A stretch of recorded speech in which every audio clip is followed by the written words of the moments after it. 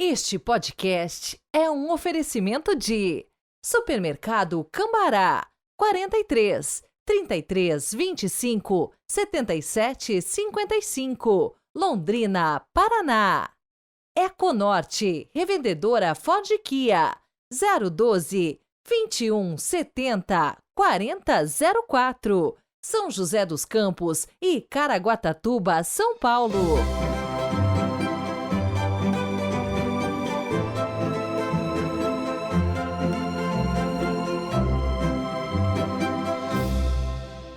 Olá, bom dia! Sejam muito bem-vindos ao podcast desta terça-feira, 23 de janeiro de 2024. Muito bom ter você por aqui. Então, se nos escuta pelo Spotify, não deixe de seguir o Evangelho do Dia. Ou se você nos ouve pelo YouTube, igualmente se inscreva. Em ambos os canais, ajude a divulgar. Curta, comente, dê uma nota e vamos juntos, divulgando a palavra de Deus. O seu trabalho de divulgação também é fundamental. Hoje quero mandar aquele super abraço para a Bruna, ouvinte de São Sebastião do Paraíso, Minas Gerais. Muito obrigado, viu, pela sua companhia de todos os dias. Os parentes chegam à casa onde Jesus estava. Provavelmente chegam de Nazaré.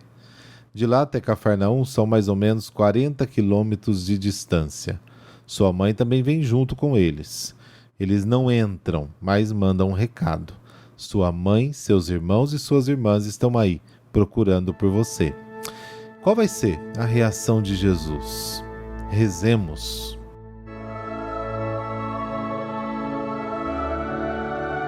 Pelo sinal da Santa Cruz, livrai-nos Deus, nosso Senhor, dos nossos inimigos.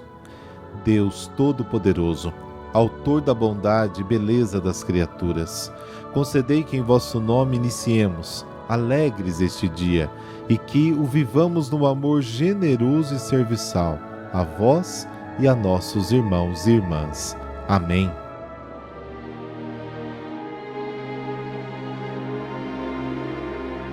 Marcos, capítulo 3, versículos de 31 a 35. O Senhor esteja convosco. Ele está no meio de nós. Proclamação do Evangelho de Jesus Cristo segundo Marcos. Glória a vós, Senhor. Naquele tempo chegaram a mãe de Jesus e seus irmãos. Eles ficaram do lado de fora e mandaram chamá-lo. Havia uma multidão sentada ao redor dele. Então lhe disseram: tua mãe e teus irmãos estão lá fora à tua procura. Ele respondeu: quem é minha mãe e quem são os meus irmãos? E olhando para os que estavam sentados ao seu redor, disse: aqui estão minha mãe e meus irmãos. Quem faz a vontade de Deus, esse é meu irmão, minha irmã e minha mãe. Palavra da salvação. Glória a vós, Senhor.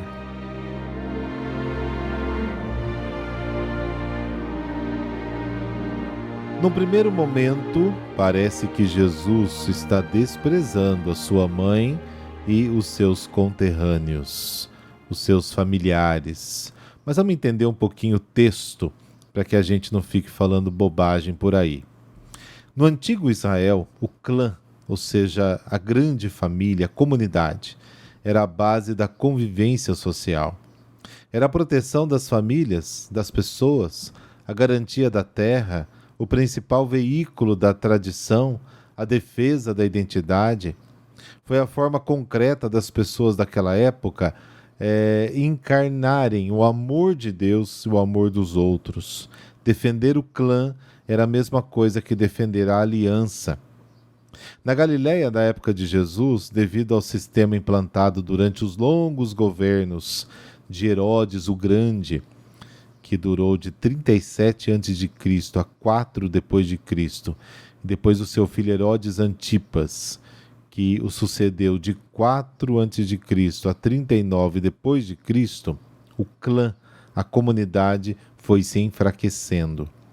Os impostos, tanto ao governo como ao templo, as dívidas crescentes, a mentalidade individualista da ideologia helenística, as frequentes ameaças de repressão violenta por parte dos romanos e a obrigação de acolher os soldados e dar-lhes hospitalidade, os problemas cada vez maiores que a sobrevivência, tudo isso levou as famílias a se fecharem em si mesmas e a pensarem nas suas próprias necessidades.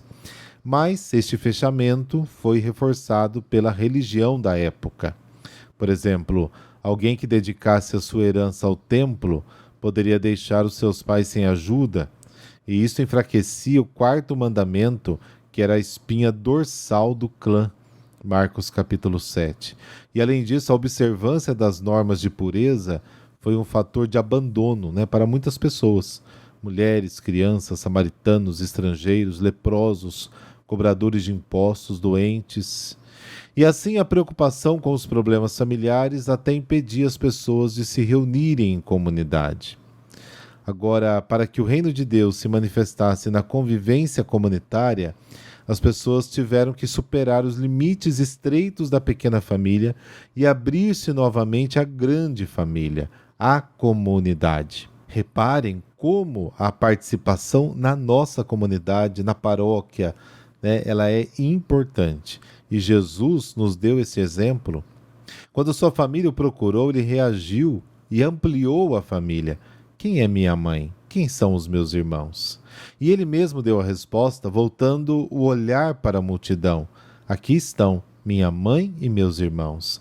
Quem faz a vontade de Deus é meu irmão, minha irmã e minha mãe. Ele cria a comunidade, ele estabelece a comunidade. Jesus pediu mesmo a todos aqueles que queriam segui-lo. As famílias não podiam se isolar, todos deviam ser acolhidos na convivência e assim sentir-se acolhidos por Deus. Lucas capítulo 14. Este era o caminho para alcançar o objetivo da lei que dizia: não haverá entre vós nenhum necessitado. Deuteronômio capítulo 15. Como os grandes profetas do passado, Jesus procura consolidar a vida comunitária nas aldeias da Galileia. Retoma o significado profundo do clã, da família, da comunidade, como expressão da encarnação do amor a Deus e aos outros. Ao escutar o evangelho de hoje, como eu disse no início, tem-se a impressão que Jesus está desprezando a sua mãe e seus familiares. Aqui na tradução está irmãos, mas no original se refere a parentes próximos e até a vizinhos. A língua semítica não tinha a riqueza de vocabulários que temos hoje. Na verdade, Jesus está elogiando Maria, porque ela sim ouviu a palavra, acreditou nesta palavra e a colocou em prática. E aqui está a grandeza de Maria, não somente pelo fato de ter gerado no corpo e no sangue, mas por ter permitido que nela se cumprisse a palavra do Senhor. Grande ensinamento para nós do Evangelho de hoje. Primeiro, seremos da família de Jesus se fizermos 3 coisas. Primeiro, ouvir a palavra. Segundo, praticar a palavra. Terceiro, viver esta palavra em comunidade.